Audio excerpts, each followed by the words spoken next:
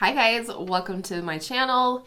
If you're new here, my name is Kyra, and here on my channel we are all about real makeup for real life and real people.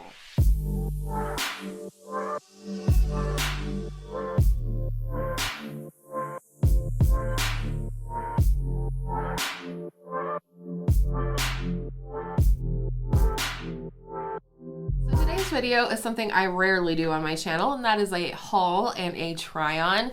I try not to haul very much on my channel just because I know it can be very tempting, especially for those that are trying not to spend or doing a no buy or a low buy. And I like this to be a place where everybody can come and watch and not feel like they're going to be tempted by, you know, me shopping. So I do feel like I did a good job this year keeping things under control. I did purchase 6 products total from Sephora during the sale. One product is still on the way to me. It is delayed due to weather and just high volume of orders, I'm sure. But I have the rest here with me today. We're going to try on all the products. I'm going to give you my thoughts and we're going to create this look right here. So with all of that said, if you are new here, welcome. I thank you so much for clicking on this video today, and I hope you'll consider subscribing before you leave if you like what you see, and then you'll be able to find the rest of my videos on Tuesday, Thursday, and Saturday when I upload. All right, let's start with what I already have on my face. I primed with my little Hourglass Veil primer sample. I'm trying to pan this in a project.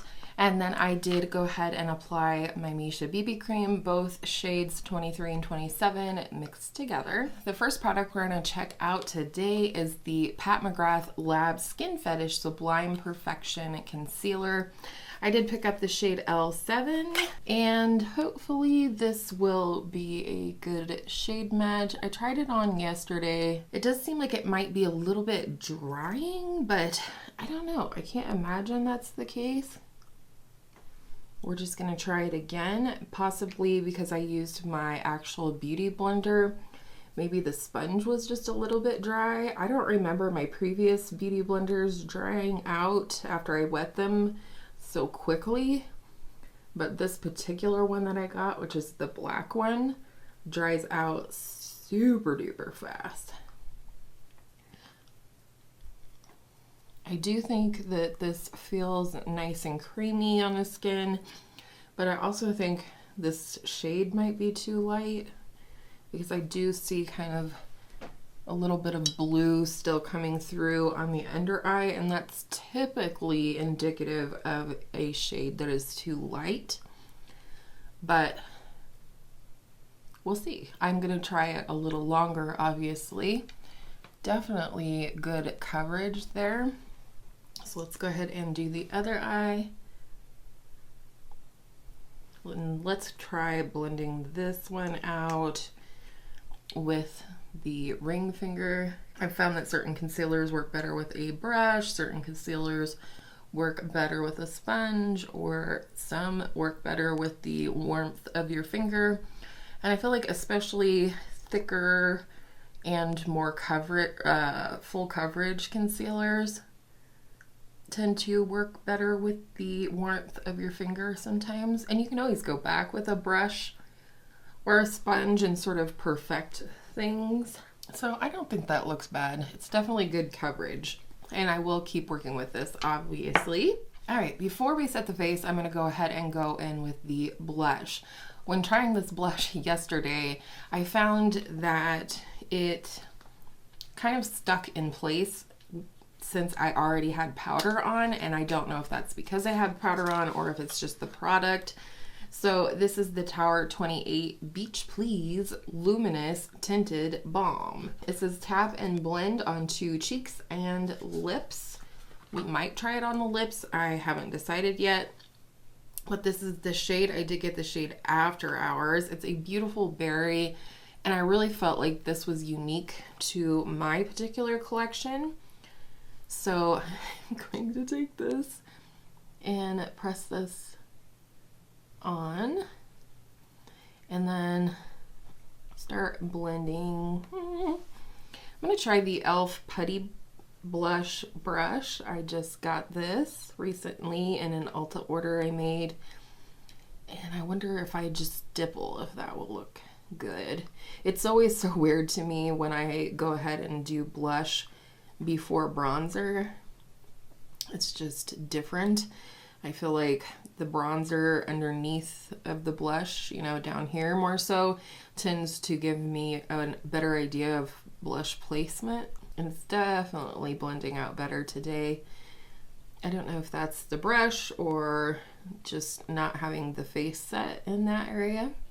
That's so pretty. All right, I'm gonna try going directly in with the brush. Holy cow, definitely tapping that off on the back of my hands. I definitely think I like the brush application. I'll have to try it with a sponge another time. I just think a berry blush is so pretty. Oh, and I'm gonna give you a quick swatch of the blush as well. It is so stinking pigmented, which means this is going to last me for an eon. That's okay. I'm excited about this blush. So I'm just going to quickly now set my face with a little bit of my number 7 Lift and Illuminate Triple Action Translucent Finishing Powder. I have the shade Light. Next is this very beautiful bronzer I've been wanting for a long time.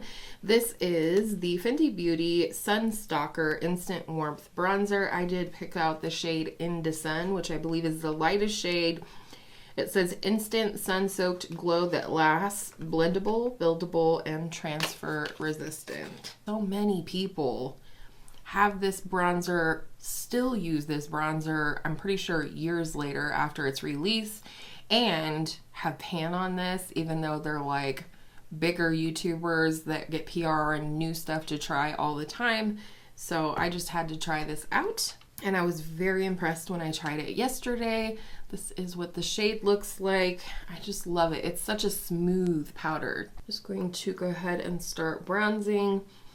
The one thing I do like about this shade, though some might think it's a little light for me, I prefer like a buildable bronzer personally, because then I can use it in the cooler months when I am more pale, but I can also build it up and use it in the warmer months. This is beautiful, super smooth, goes on like a dream. I feel like it looks very natural, not a ton of kick up in the pan, which I appreciate. It blends really nicely.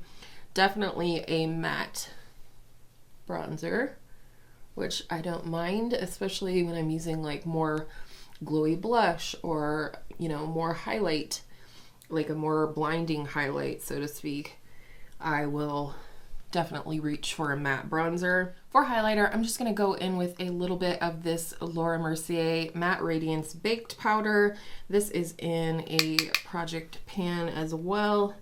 So I want to just go ahead and apply this one. It's really nice and it goes with just about anything. Real quickly, I'm going to pop off of here and fill in my brows with my NYX MicroBrow pencil in the shade Ash Brown. And when I come back, we have a new brow gel to try out. All right, we're back. Brows are on, eyes are primed, and I am ready for some brow gel to hold everything into place.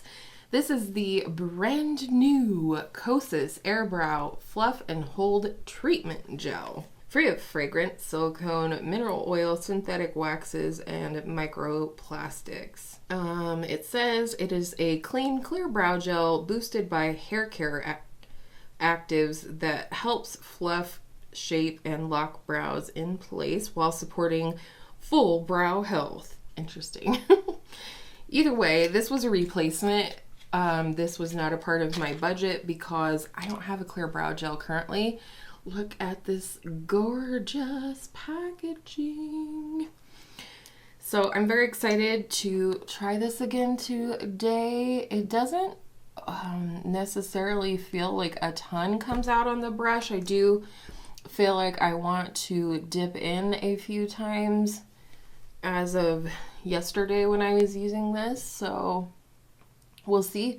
But it did seem to hold my brows in place, and it does really make them look quite fluffy. I think that looks really nice. I'm very excited to keep using this.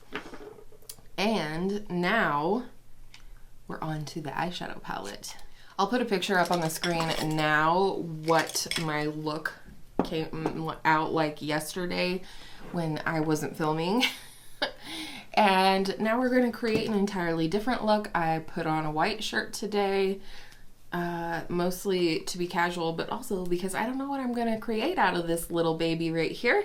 This is the ABH Norvina Collection Volume 4. I do have volumes 1 through 3, and I just had to have this one. I have always thought it was pretty as soon as it came out.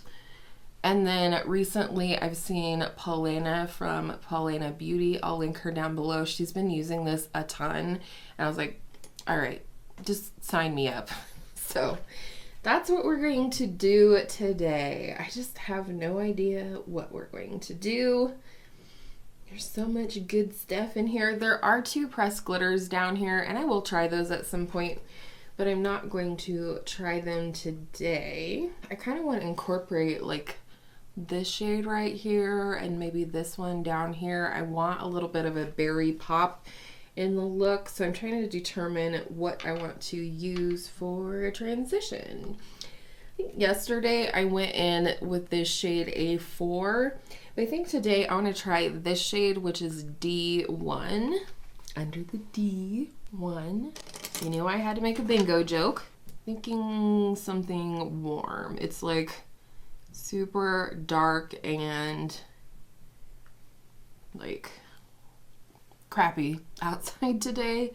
I had one of the worst fibro flares of life last night, and I don't really talk about my chronic pain very often, but that is the reason I need a warm, like spirit lifting eyeshadow look today. Next, I really want to go into this shade. Like I said, this is the shade B2. It looks berry-like. Man, it looks like it could be like the eyeshadow version of the blush that I used today from Tower 28. So I'm not mad about it. And these pans are actually big enough. If you wanted to use them for blush, you absolutely could.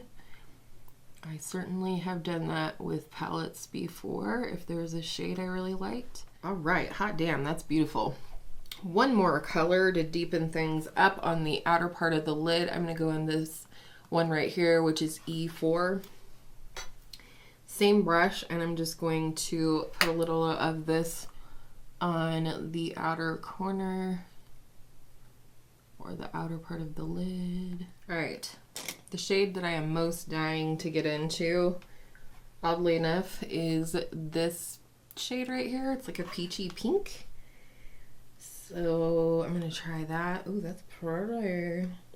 I hear that the shimmers in here are supposed to be better than the shimmer in some of the other palettes. I thought the shimmers were fantastic in the first volume, but I definitely felt like the formula was different and kind of lacking in the second and third palettes, just being honest. This is an interesting texture, but it is really pretty, kind of almost like a shell pink shade.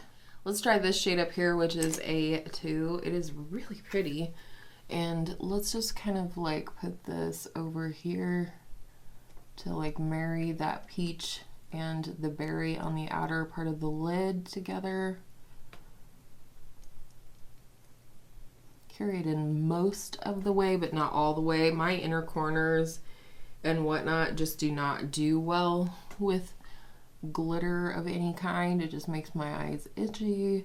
So I always try to have like a different, more like smooth color. That's pretty on the inner part of the lid.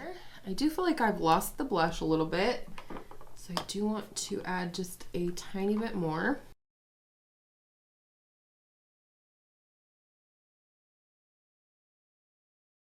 Gorgeous. With this brush, it seems to apply over the powder better. I'm going to pop off of here quickly, do liner, mascara, and a lip, and then we'll come back and I'll give you some thoughts on the products that we tried today. All right, we're back, and this is the completed look. I really like how this turned out. I used a brown liner in the tight line and along the lower lash line. Finished off the lashes with the e.l.f. Lash It Loud mascara. Really love this.